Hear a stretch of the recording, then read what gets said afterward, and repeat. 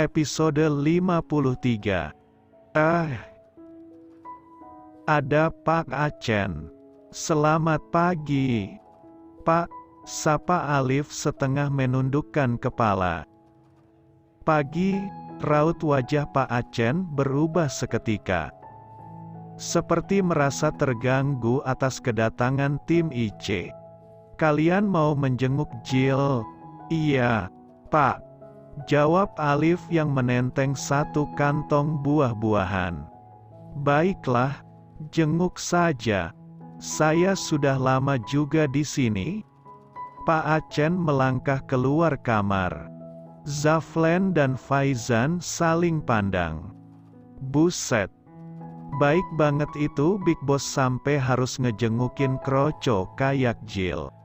Sindir Zaflen sembari menyenggol lengan Faizan. Yang disnegol hanya tersenyum simpul. Hati-hati kamu Jill sama Pak Acen. Mata Pak Bos suka ijo kalau ngeliat yang bening. Haha, Zaflen ngakak sendiri. Alif meletakkan buah-buahan ke meja samping bed dan duduk di sisi bed. Yang lain berdiri mengelilingi bed. Kamu ngomong apaan sih, Mas Zaf? Jangan ngarang. Deh, Jill pura-pura polos. Kenyataan loh. Seluruh perkebunan juga udah pada tahu gimana belangnya bos kita yang satu itu. Paling meleng ngeliat yang bening. Lanjut Zaflen. Dulu, sebelum mes perkebunan dibangun, para bos tinggal di kos-kosan perumahan sekitar perkebunan. Dan Pak Acen ngiler ngeliat anak dari pemilik kos yang bening. Akhirnya yaitu Pak Acen hampir memep kosa gadis itu. Kejadian itu sudah diketahui semua orang. Bukan hanya itu saja. Masih banyak kejadian lain yang membuktikan bahwa Pak Acen itu super gila kalau sama cewek. Astaga, kamu demen banget kalau ngegosip, sahut Hazik. Ini bukan gosip, tapi fakta. Zaflen tak mau kalah.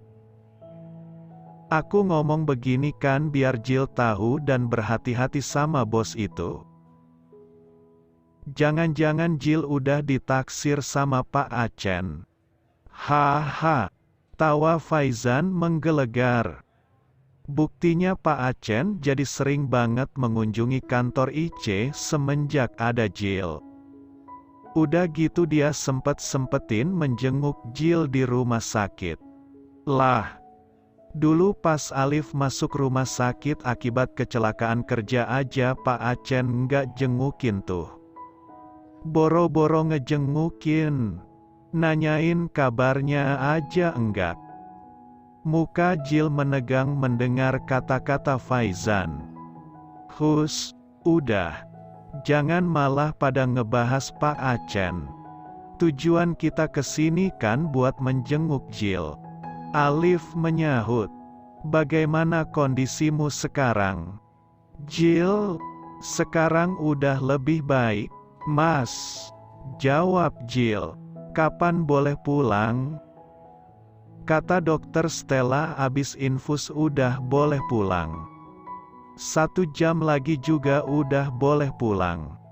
Kok, kalau begitu, kamu pulang bareng kita aja.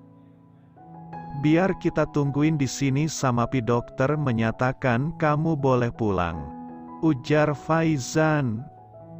Gimana Jill bisa ikut sama kita? Katakan naik motor. Sahut Alif. Kasihan Jill kalau harus naik motor di saat kondisinya baru aja pulih. Kamu udah kabarin ke kantor apa belum kalau kamu udah boleh pulang 1 jam lagi? Biar bagian transport mempersiapkan mobil umum buat menjemputmu, tanya Zaflen. Belum, jawab Jill. Nanti ku urus. Biar aku yang kabarin ke kantor soal kepulangan Jill, ujar Alif bijak. Mereka mengobrol dengan penuh sukacita, bersenda gurau, tertawa-tawa. Juga tak luput dari doa yang diucapkan kelima abang ganteng untuk Jill supaya tidak lagi mengalami musibah. Situasi yang tercipta benar-benar sangat hangat dan menyenangkan. Jill sungguh terhibur dengan kehadiran mereka. Mereka bukan hanya menjadi teman, tapi juga sahabat untuk Jill. Banyak hal yang membuat Jill merasa telah menjadi bagian hidup mereka. Betapa banyak nasihat, pengalaman, juga kebaikan yang Jill terima dari mereka. Tak lama berselang, pintu kamar kembali terbuka. Sejurus pandangan tertuju ke arah pintu. Tampak Edo, Fanny, dan Ika memasuki kamar. Ternyata banyak juga yang peduli denganmu, Jill, ucap Alif dengan seulas senyum lebar. Oke. Kalau begitu kami permisi supaya bisa gantian. Alif bangkit berdiri dan mengajak teman-temannya meninggalkan kamar Jill. Fanny mengambur dan langsung duduk di sisi bed. Ia memegang punggung tangan Jill dengan ekspresi cemas. Edo duduk di kursi sudut ruangan sambil melihat-lihat ponsel. Sementara Ika berdiri di sisi Fanny. Mereka bertiga mendapat izin dari kepala bagian masing-masing dan bersama-sama ke rumah sakit dengan menggunakan mobil perusahaan. Kok bisa begini? Jill, apa yang terjadi? Tanya Fanny. Panjang ceritanya, jawab Jill yang kini posisinya duduk menghadap Fanny. Ada sekelompok orang yang sabotase sebuah perusahaan. Mereka mencuri buah nggak tanggung-tanggung. Bertonton banyaknya dan dijual entah kemana. Ada banyak staf yang terlibat. Dan sampai sekarang Pak Jeff belum tahu siapa saja yang terlibat. Kasus masih diusut. Kami hampir mati terbunuh oleh mereka sebab kami memergoki skandal besar-besaran ini. Untung saja kami bisa melarikan diri. Ya ampun, segenting itu. Aku dengar Pak Jeff udah ngelaporin kasus ini ke Brimob dan Brimob meneruskannya ke pihak kepolisian. Sebentar lagi pasti akan gempar dengan penangkapan orang-orang yang terlibat. Jika satu orang saja tertangkap, pasti semua yang terlibat akan cepat tertangkap juga. Syukurlah, aku masih cemas sebelum mereka tertangkap. Aku merasa terancam. Kamu tenang ya, ada banyak orang yang melindungimu di sini. Keamanan juga pasti akan menindak tegas mereka yang telah mengancam nyawamu dan juga Pak Jeff. Sejak semalam aku dan Ika merasa sangat cemas. Sebab kamu nggak pulang-pulang setelah dikabarkan memantau lahan bersama Pak Jeff. Jill tersenyum bahagia. Di sana ia dikelilingi orang-orang yang menyayanginya. Ia merasa seperti memiliki keluarga baru. Keluarga besar yang siap membantunya. Terutama Fanny. Gadis baik itu telah banyak membantu Jill. Bahkan memperlakukan Jill seperti adiknya sendiri.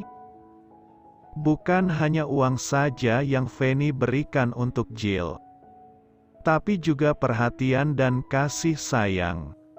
Sejak awal Jill kabur dari rumah, Fanny lah orang pertama yang banyak berjasa terhadapnya. Mulai dari bersedia mengajak Jill tinggal di mes meski Jill bukan siapa-siapa.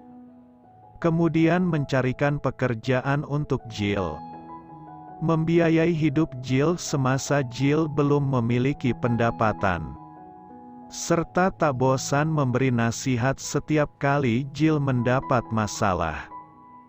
Tidak ada gadis sebaik Fanny yang Jill temui sebelumnya. Dan hidup Jill merasa lengkap dengan adanya Fanny di sisinya. Sebelum menjengukmu ke sini, Ika dan Edo tadi udah menjenguk Pak Jeff. Syukurlah kondisi Pak Jeff enggak parah. Kami semua mencemaskannya, ujar Fanny.